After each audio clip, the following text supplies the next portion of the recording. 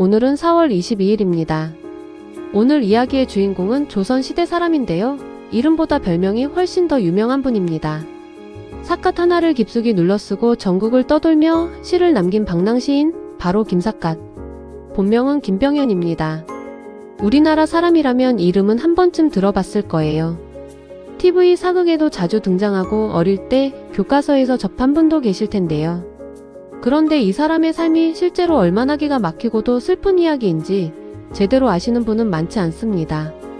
오늘 처음부터 끝까지 차근차근 풀어드리겠습니다. 1807년 조선 후기의 혼란스러운 시절에 김병현이 태어납니다. 겉으로 보면 평범한 양반 가문의 자제였어요.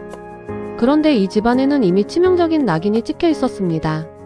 그의 할아버지 김익순이 1811년에 일어난 홍경래의 난과 관련해 역적으로 처형됐거든요.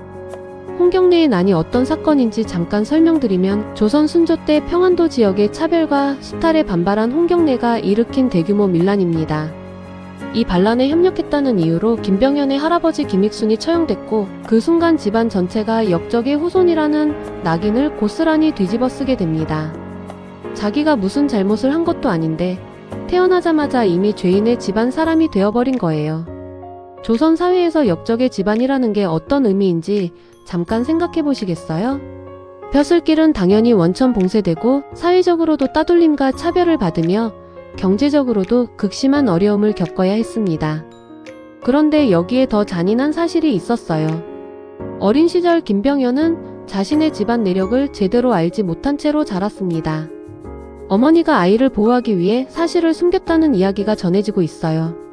역적 집안의 자식이라는 사실을 알면서 자라는 것과 모르면서 자라다가 나중에 충격적으로 알게 되는 것. 어느 쪽이 더 잔인한 걸까요? 김병현은 두 번째였습니다. 그리고 결정적인 사건이 터집니다. 과거 시험에서의 일인데요. 그는 시험 문제로 나온 역적을 비판하는 글을 써서 뛰어난 문장력으로 높은 평가를 받았습니다. 심사관들로부터 칭찬을 받았겠죠. 그런데 나중에 그 역적이 바로 자신의 할아버지 김익순이었다는 사실을 알게 됩니다. 자기 손으로 자신의 조상을 비난하는 글을 써서 칭찬을 받은 겁니다. 이 순간이 얼마나 충격이었을지 조금만 생각해봐도 가슴이 서늘해집니다. 창피한 수준을 훨씬 넘어섰어요. 자기 정체성 자체가 뿌리째 무너지는 경험이었던 거예요. 내가 누구인지, 내 뿌리가 무엇인지, 지금까지 살아온 삶이 도대체 무엇이었는지 모든 것이 한순간에 흔들려버린 겁니다. 다만 이 일화는 워낙 널리 알려졌지만 후대에 각색되거나 윤색된 부분이 있을 수 있다고 연구자들은 지적하고 있어요. 이 사건 이후 김병현의 삶은 완전히 다른 방향으로 꺾입니다. 벼슬길을 완전히 포기하고 아내와 자식들을 남겨둔 채 집을 떠나 전국을 떠돌기 시작합니다. 강원도, 평안도, 황해도, 전라도, 충청도를 가리지 않고 온 나라를 발로 누볐어요. 그리고 이 시기부터 늘 삿갓을 깊이 눌러쓰고 다녔기 때문에 사람들이 그를 김삿갓이라 부르게 됩니다. 그런데 이 삿갓이 단순한 모자가 아니었어요. 역적의 후손이라는 신분을 감추기 위해서라는 해석이 있고 자기 자신을 세상에서 지우고 싶었기 때문이라는 이야기도 있습니다. 스스로를 부끄럽게 여기는 자책감에서 얼굴을 가렸다는 해석도 있어요. 세상을 똑바로 마주하기 싫어서였다는 말도 있고요. 어느 하나가 정답이라기보다 이 모든 감정이 뒤엉켜 있었던 게 아닐까요? 어쨌든 그 삿갓은 그의 삶 전체를 상징하는 물건이 되었습니다.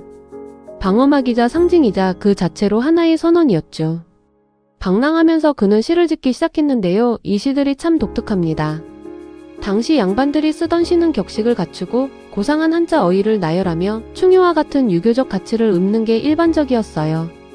그런데 김삿갓의 시는 완전히 달랐습니다. 현실을 비틀고 위선을 정면으로 까발리고 때로는 노골적으로 때로는 절묘한 언어 유희를 구사하며 사회를 신랄하게 풍자했어요.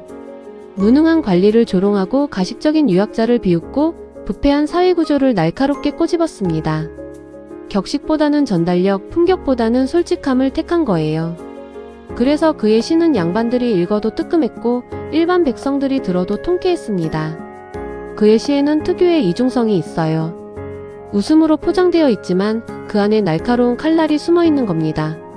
겉으로는 점잖은 사회에 속은 썩어 있다는 메시지를 웃음으로 던진 거예요. 웃기지만 아프다는 게 김사카 씨의 본질이었습니다. 즉흥시의 달인이기도 했어요. 어느 주막에 들어가서 술 한 잔을 얻어 마시고 그 자리에서 바로 시를 지어 주인을 놀라게 했다는 이야기가 수도 없이 전해집니다. 겉모습은 삿갓을 눌러쓴 초라한 떠돌이였지만 입을 열면 그 누구도 흉내낼 수 없는 시가 쏟아졌어요. 일부러 도발적인 시를 지어서 상대의 반응을 즐겼다는 이야기도 있습니다. 거만한 양반 앞에서 글을 대놓고 비꼬는 시를 읊고는 태연하게 걸어나갔다는 전승도 있고요. 술을 무척 좋아해서 시와 술이 항상 함께였다는 것도 유명합니다. 어떤 마을에 들어가면 시 한 편을 남기고 그 시가 입소문을 타고 퍼지면 이미 그는 다음 마을로 훌쩍 떠난 뒤였어요. 그렇게 그는 살았고 그렇게 그의 이름은 전국으로 퍼졌습니다.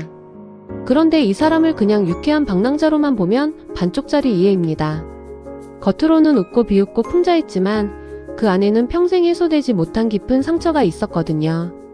역적의 후손이라는 낙인, 자기 손으로 조상을 비난하는 글을 써버렸다는 자괴감, 처자식을 두고 집을 떠났다는 죄책감. 이것들이 평생 그를 따라다녔어요. 그의 웃음은 단순한 유머가 아니라 그 상처들을 견뎌내는 방식이었던 겁니다. 세상에 속하지 못한 사람이 오히려 세상을 가장 날카롭게 바라보는 시선을 갖게 된 거예요. 자신이 속할 수 없는 사회를 바깥에서 들여다봤기 때문에 그 안에서 살아가는 사람들이 미쳐보지 못하는 것들을 볼 수 있었던 겁니다. 여기서 한 가지 중요한 이야기를 덧붙여야 할 것 같아요. 김삿갓에 관한 이야기들은 역사 기록보다 구전으로 전해지는 부분이 훨씬 많습니다. 그의 시 중에서도 실제로 그가 지은 것으로 검증된 것과 후대에 그의 이름을 빌려 누군가가 창작한 것이 뒤섞여 있어요. 살아있는 전설이 되는 과정에서 이야기들이 과장되거나 변형됐을 가능성도 충분합니다.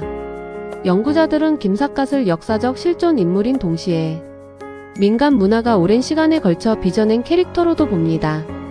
어떤 면에서는 실제 인물보다 훨씬 더 크게 자란 전설이기도 해요. 그리고 어쩌면 그게 이 사람의 또 다른 매력이기도 합니다. 역사와 이야기의 경계에 걸터앉은 인물이니까요. 1863년 김병현은 약 56세의 나이로 생을 마감합니다.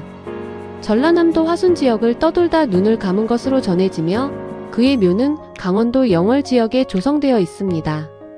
아들이 유해를 수습해 모셨다는 이야기도 있어요. 죽음조차 그의 삶처럼 쓸쓸하고 조용했습니다.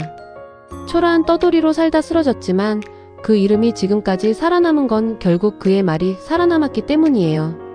수백 년이 지났지만 우리가 여전히 김삿갓을 기억하는 건 그의 풍자가 그 시대에만 통하는 이야기가 아니기 때문입니다. 세상 어디에나 가십과 위선은 있고 세상 어디에나 그것을 꿰뚫어보는 눈이 필요하니까요. 그 시선이 지금도 유효한 겁니다. 세상에 속하지 못한 채로 세상을 가장 날카롭게 바라본 사람. 자신의 상처를 웃음으로 바꿔 세상을 비춘 방랑 시인. 삿갓 하나 눌러쓰고 온 나라를 떠돌며 남긴 시들이 수백 년이 지난 오늘도 우리 곁에 남아 있습니다. 오늘 4월 22일 김삿갓 김병현을 기억해 주세요.